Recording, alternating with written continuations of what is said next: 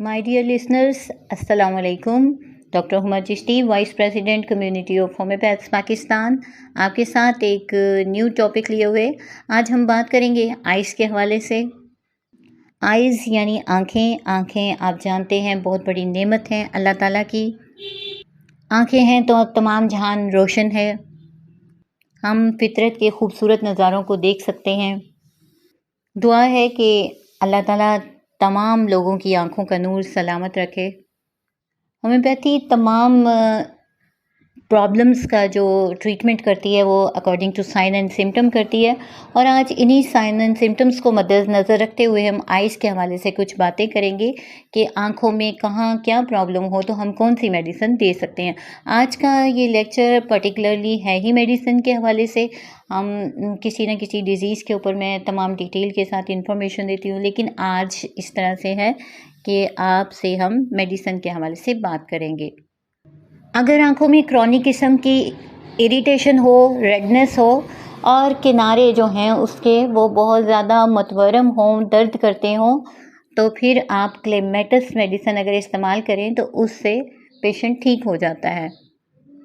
आँखों के मसाइल में यूफेजिया हमारी मेडिसिन बहुत अच्छा काम करती है, और उसको अगर उसके मदर टिंचर को रोज़ वाटर में, डिस्टिल्ड वाटर में डाल के इस्तेमाल करवाते हैं और आई में ड्रॉपिंग करते हैं तो तमाम रेडनेस और आँखों से जो जारी पानी होता है और ख़ारिश का जो कैफियत होती है, चूँकि पोलन एलर्जी से आँखों के सिम्टम भी बहुत सामने आते हैं, तो इसी हवाले से मैंने सोचा क्यों नहीं इसी हवाले से वीडियो अपलोड की जाए। तो आप यूफ्रीजिया जब इस्तेमाल करते हैं तो पेशेंट क्योर करता है।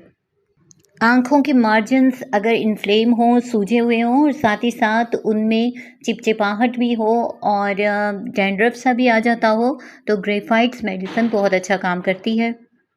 आँखों में कोई इंजरी हो गई हो, बहुत ज़्यादा लैक्रिमेशन हो रहा हो, आँखों से आंसू जारी हों और ज़ख़म किसी कैफियत हो उसमें, तो आप कैलेंडुला को कभी ना भूलिए। कैलेंडुला का इस्तेमाल अगर करवाएंगे तो ठीक हो जाएंगी।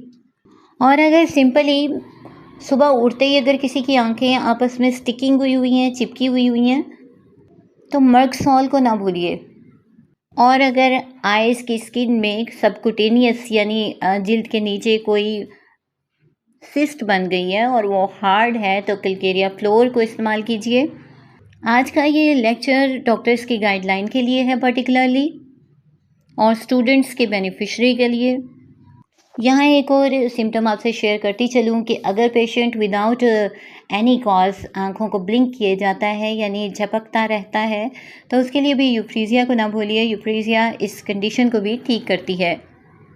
आपने देखा होगा किसी प्रॉब्लम की वजह से समटाइम ऐसा होता है आई लैशेस बिल्कुल ख़त्म हो जाते हैं, तो उसमें आप सेलेनियम और पेट्रोलियम को याद रखिए। और यानी कि पलकों का गिर जाना जो है वो बिल्कुल होती ही नहीं है जैसे, तो वहाँ पर जब आप ये देंगे तो इससे बेहतरी आएगी। अगर आईलिड्स की डाइवर्जन्स हो जाए यानी कि वो उनकी ड्रोपिंग हो जाए, वो बाहर की तरफ लटकी हुई महसूस हो, तो वहाँ पर आप जो है इस्तेमाल करेंगे थायोसिनेमन। कोशिश होगी साथ ही साथ आपको इमेज भी दिखाया जाए ताकि आप साथ साथ से जान सकें कि कहाँ किस चीज़ के हवाले से मैं बात कर रही हूँ। ओवर स्टडी की वजह से अगर स्ट्रेन आ जाए आँखों में, तो जहाँ हम रूटा इस्तेमाल करते हैं वहाँ क्रूकस बहुत अच्छी मेडिसिन है। क्रूकस बहुत अच्छा काम करती है, वहाँ पर आप इसको दें तो पेशेंट ठीक हो जाता है। अगर अपर आईलिड जो है वो ड्रूप कर जाए, जिसे आँख का छप्पर गिरना कहते हैं, तो वहाँ जेलसीमियम को कभी ना भूलें। और अगर आइज़ के नीचे बैग लाइक स्वेलिंग्स बन गई हैं तो वहाँ पर आप काली कार्ड को याद रखिए। और अगर कॉर्निया में कोई अल्सरेशन हो रही है और बर्निंग भी है, तो दुखन भी हो रही है, तो आप आर्सेनिक एल्बम ज़रूर इस्तेमाल करवाएं। और स्पेशली अगर साथ ही साथ अराउंड द आइज़ यानी आँखों के इर्द गिर्द स्वेलिंग भी आपको महसूस हो तो आर्सेनिक एल्बम बहुत अच्छा काम करेगी। आँखों में दर्द हो, थकन हो और इसके साथ ही साथ अगर सिलरी मसल्स वीक हों तो argentum nitricum is the good medicine. और अगर पैरालिसिस की वजह से यानी फॉलिज की वजह से आँखों की पुतलियाँ जो हैं वो आईलिड्स जो हैं अगर वो ड्रूप कर जाएं तो कॉस्टिकम ज़रूर याद रखिए। कॉस्टिकम का इस्तेमाल इनको नॉर्मल सतह पे लाने में बहुत अहम किरदार अदा करता है। कॉर्निया की अल्सरेशन हो, लैक्रिमल डक्ट बंद हो जाए, यानी आंसुओं की थैली जिसे कहा जाता है, अगर वो गदूद बंद हो जाए, वहाँ पर कोई ब्लॉकेज आ जाए, तो कलकेरिया काब को ज़रूर याद रखें। और स्पेशली अगर ये कोल्ड की वजह से, सर्दी की वजह से ऐसा हुआ हो तो याद रखिए कि यहाँ पर ये बहुत अच्छा काम करेगी। किसी नर्वस टेंशन की वजह से अगर डार्क सर्कल्स हो गए या आंखों के गिर्द हल्के हैं तो फॉस्फोरस इज़ द रेमेडी। आंखों के सामने अगर स्पार्क्स आ रहे हैं तो क्रूकस टाइवा को यूज़ कीजिए। आइज़ में अगर सिस्ट बन जाएं तो एक मेडिसिन जो बहुत अच्छा काम करती है वो क्लेडियम है।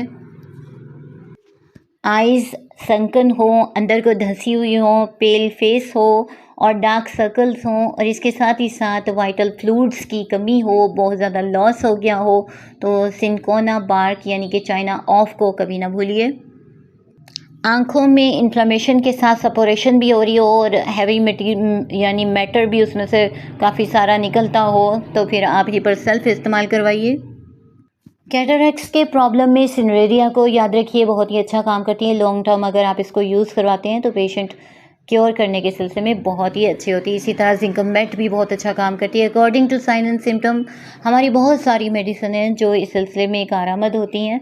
तो आज के लिए इतना ही। किसी नेक्स्ट टॉपिक तक के लिए इजाज़त दीजिए। अल्लाह हाफिज़।